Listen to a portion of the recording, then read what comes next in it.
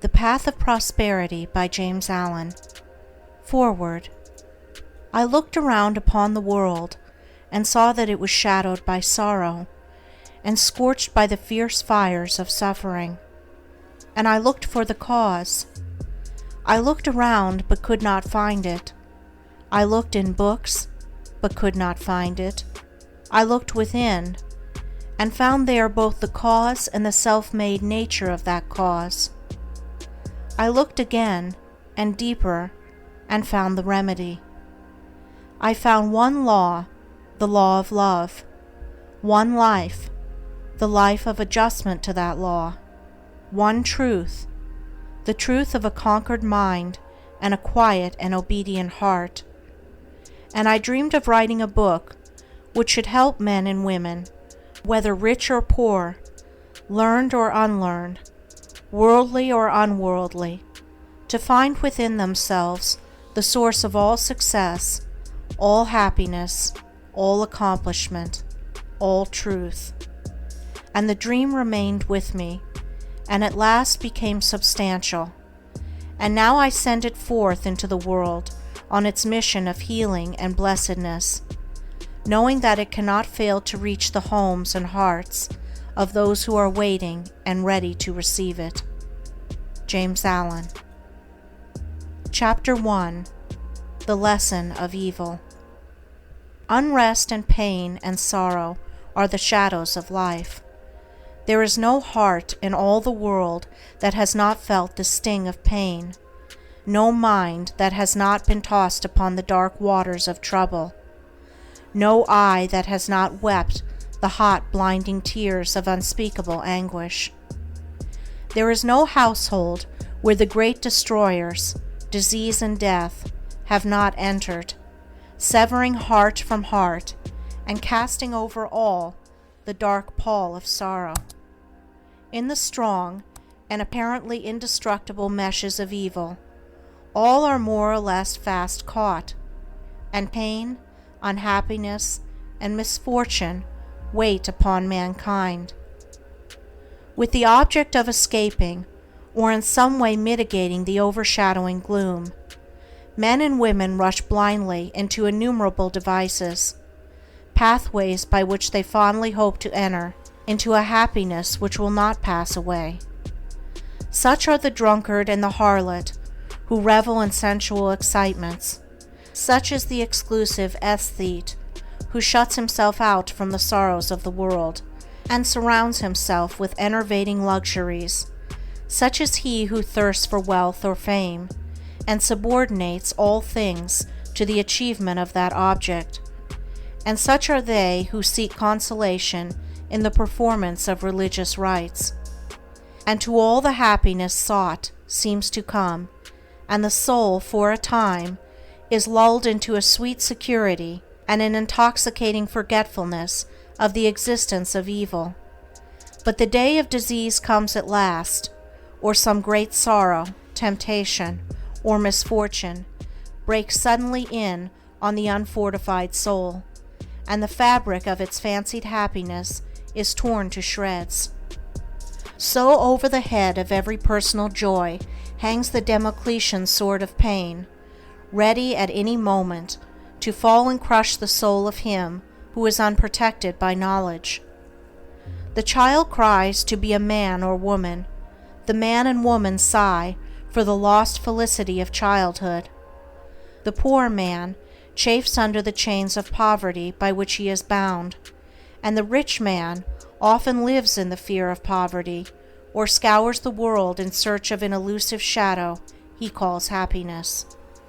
Sometimes the soul feels that it has found a secure peace and happiness in adopting a certain religion, in embracing an intellectual philosophy, or in building up an intellectual or artistic ideal.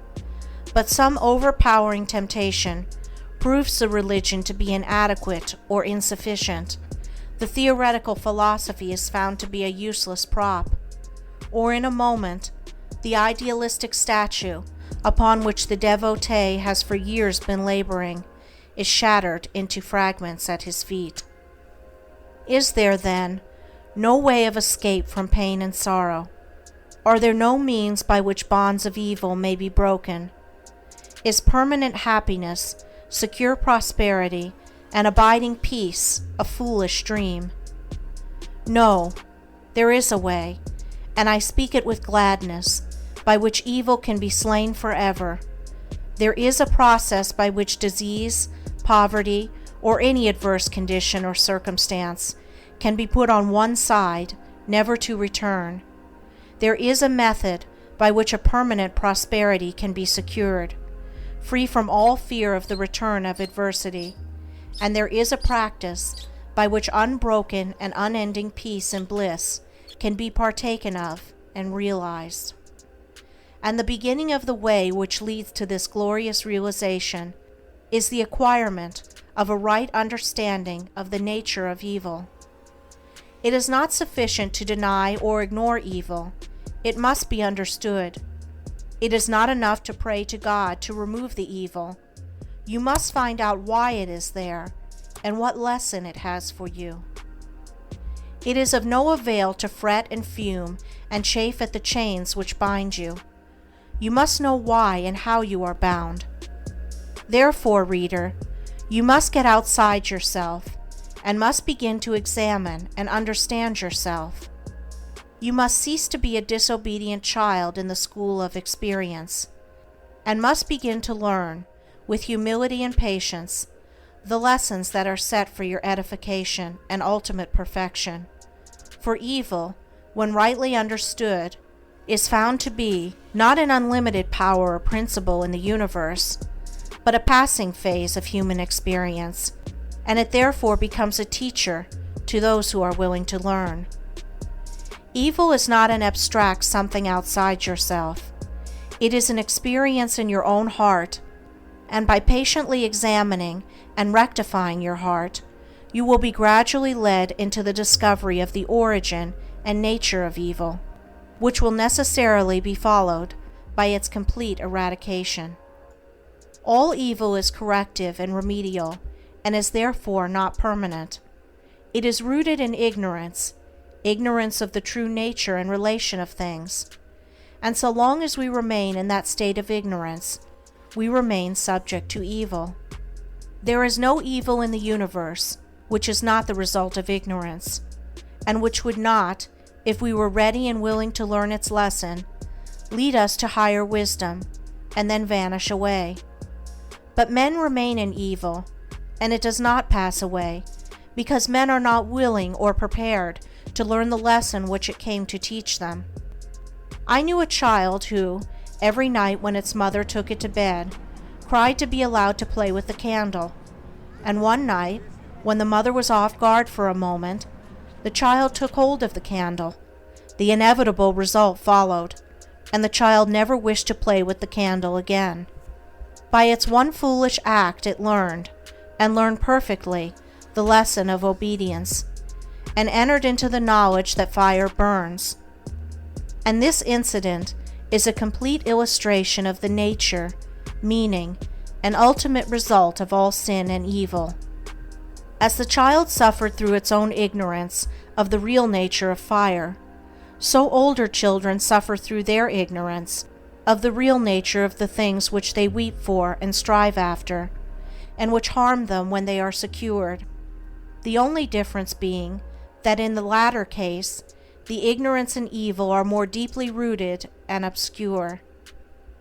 Evil has always been symbolized by darkness, and good by light, and hidden within the symbol is contained the perfect interpretation, the reality, for just as light always floods the universe, and darkness is only a mere speck or shadow cast by a small body intercepting a few rays of the illimitable light, so the light of the Supreme Good is the positive and life-giving power which floods the universe, and evil, the insignificant shadow cast by the self that intercepts and shuts off the illuminating rays which strive for entrance.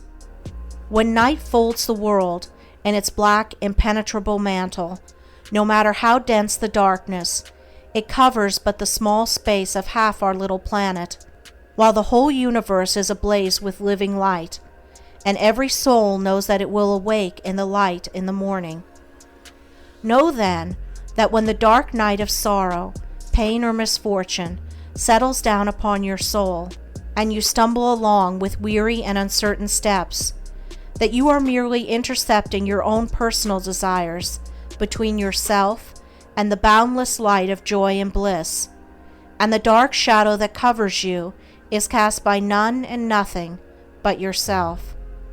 And just as the darkness without is but a negative shadow, an unreality which comes from nowhere, goes to nowhere, and has no abiding dwelling place, so the darkness within is equally a negative shadow, passing over the evolving and light-born soul. But, I fancy I hear someone say, why pass through the darkness of evil at all? Because, by ignorance you have chosen to do so, and because by doing so, you may understand both good and evil, and may the more appreciate the light by having passed through the darkness. As evil is the direct outcome of ignorance, so when the lessons of evil are fully learned, ignorance passes away, and wisdom takes its place. But as a disobedient child refuses to learn its lessons at school, so it is possible to refuse to learn the lessons of experience, and thus to remain in continual darkness, and to suffer continually recurring punishments in the form of disease, disappointment, and sorrow. He, therefore, who would shake himself free of the evil which encompasses him, must be willing and ready to learn, and must be prepared to undergo that disciplinary process without which no grain of wisdom or abiding happiness and peace can be secured. A man may shut himself up in a dark room and deny that the light exists, but it is everywhere without, and darkness exists only in his own little room. So you may shut out the light of truth, or you may begin to pull down the walls of prejudice, self-seeking, and error which you have built around yourself, and so let in the glorious and omnipresent light. By earnest self-examination, strive to realize, and not merely hold as a theory, that evil is a passing phase, a self-created shadow, that all your pains, sorrows, and misfortunes have come to you by a process of undeviating and absolutely perfect law, have come to you because you deserve and require them, and that by first enduring and then understanding them, you may be made stronger, wiser, nobler. When you have fully entered into this realization, you will be in a position to mold your own circumstances, to transmute all evil into good, and to weave, with a master hand, the fabric of your destiny. What of the night, O watchman? Seest thou yet the glimmering dawn upon the mountain heights? The golden herald of the light of lights, are his fair feet upon the hilltops set? Cometh he yet to chase away the gloom, and with it all the demons of the night? Strike yet his darting rays upon thy sight? Hearest thou his voice, the sound of error's doom? The morning cometh, lover of the light. Even now he gilds with gold the mountain's brow. Dimly I see the path whereon even now his shining feet are set toward the night. Darkness shall pass away, and all the things that love the darkness and that hate the light shall disappear forever with the night. Rejoice, for thus the speeding herald sings. End of foreword and chapter 1. Recording by Andrea Fiore.